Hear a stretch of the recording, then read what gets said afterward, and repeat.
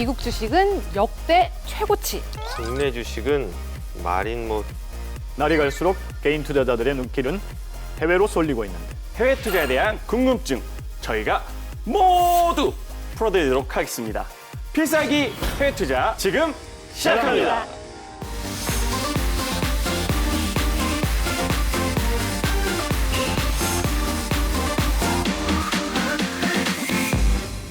네, 우리 국내에서 IT 분야나 그리고 엔터테인먼트 사업 쪽은 세계 최강이라고 해도 과언이 아닐 만큼 앞서가고 있는데요. 반대로 꼴찌를 또 갱신하고 있는 그런 게 있다고 해요. 혹시 뭔지 감이 좀 잡히세요?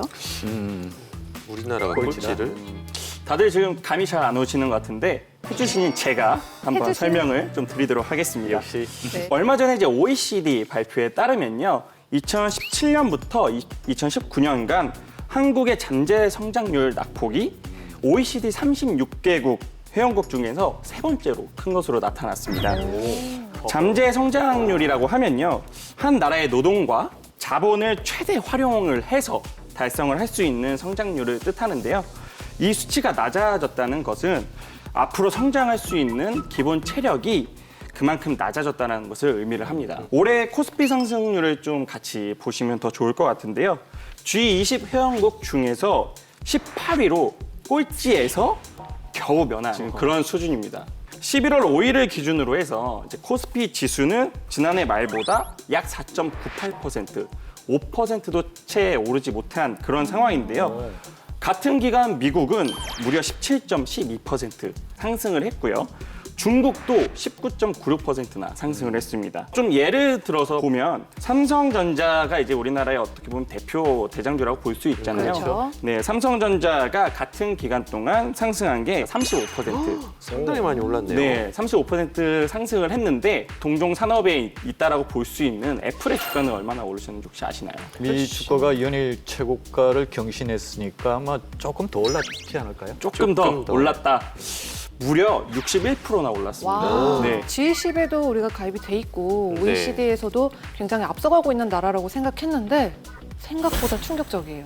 이런 상황에서도 계속 국내 주식만 고집한다는 건 조금 안타까운 게 현실입니다. 지금 이제 저희 국내에서도 증권회사 또는 금융기관에서 해외 주식이나 해외 투자에 전문가들이 많기 때문에 그런 분들의 가이던스를 받아가면서 해외 시장 또는 종목에 대한 공부를 해야 됩니다. 그런데 의외로 많은 분들이 해외 투자 시장도 국내 시장과 별반 다를 게 없다라고 생각을 하시는 분들이 되게 많은 것 같아요. 일단 지금 현재 해외 시장 같은 경우는 세 가지 종류로 나뉩니다.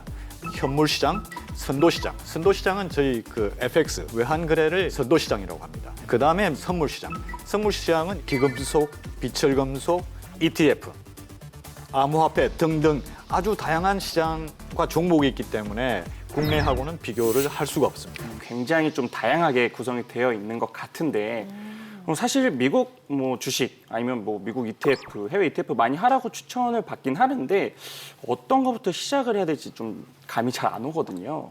해외 주식을 고를 때 본인이 사용하고 있는 제품이 어느 회사의 어떤 해외 주식인지를 보시면서 투자를 하시면 좋을 것 같고요. 올해 코카콜라와 스타벅스가 역사적 신고가를 찍었다는 사실을 아시는 분이 별로 없을 거예요. 코카콜라 같은 경우에는 몇 년 전에 40불이었는데 벌써 올해 55불 찍었어요. 저 코카콜라를 한 박스씩 사서 넣어놓는 게 로망인데 이번에 네. 제가 실현을 했거든요. 어. 저 같은 사람이 콜라 마셔서 이제 코카콜라는 계속 신고가를 가는 걸 수도 있습니다. 이런 생활 속에서 종목을 발굴하는 게 해외 투자를 시작하시는 분들에게는 아주 중요한 포인트가 될 수 있다는 말씀을 드리고 싶습니다. 커피를 말씀해 주셨는데 네. 생각을 해보면 커피 관련주를 우리나라에서 찾을 수 혹시 있으세요? 오.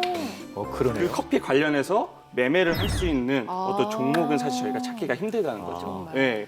그리고 뭐 스타벅스가 들어온 이후에 한번 카페 붐이 확 불었잖아요. 그렇죠. 래서 뭐 그렇죠. 그때 당시 뭐 카페베네라든지 뭐 할리스 커피라든지 이런 브랜드들이 굉장히 좀 스타벅스를 누르면서 확장을 했었는데 결국 지금 10년 뒤에 돌아와 보니까 남아있는 것은 스타벅스밖에 스타벅스. 없다. 네, 이런 것도 하나의 좀 포인트로 보시는 게 좋을 것 같아요. 좋네요. 아주 정말. 좋은 지적. 네. 인베스팅닷컴 ETF에 퍼포먼스 차트가 있습니다. 그 네. 연간 그래프를 봤더니 먼저 제일 많이 오른 것이 USO라는 것입니다. USO는 유나이티드 스테이츠 오일인데 24% 이상이나 눈에 띄었고요. 뉴욕 상업거래소에서 사우디아라비아의 국영 석유 기업이죠. 아람코가 IPO를 지금 공개를 하면서 최대 관심사로 떠올랐죠.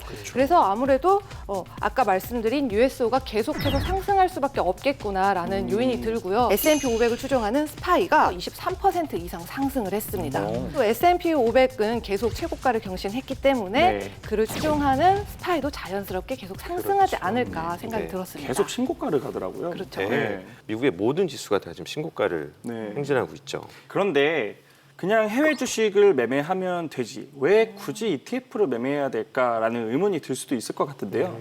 전체 주가 지수는 상승을 했음에도 불구하고 내 종목만 주식 그렇죠. 종목만 하락을 하는 경우가 있습니다. 이제 그런 부분을 피하기 위해서 예를 들어서 미국의 석유, 가스 탐사 내지 개발업체, 네. 뭐 엑슨모빌, 그다음에 쉐브론, 그다음에 뭐 시마렉스 에너지라든가 셰일유를 네. 생산하는 업체들 그런 전체 업체가 들어가 있는 ETF를 샀을 경우 엑슨모빌의 개별적인 네거티브한 부정적인 뉴스에도 ETF는 흔들리지가 않는다. 그렇죠. 계속 상승을 할 수 있다는 거죠. 이제 그런 면에서 안전하다는 거죠. 전기차가 분명히 될 것 같은데 LG화학을 사야 되나? LNF 사야 되나? 아니면 일본의 배터리 업체, 독일의 배터리 업체를 사야 되나? 이걸 일일이 공부하시면 너무 어려운데 모르겠다. 전기차 ETF인 카, 드라이브 이 ETF를 사게 되면 그 많은 노력을 안 할 수도 있고 분명히 확신을 갖고 투자를 확신 있게 가져갈 수 있다는 장점이 될 수 있죠.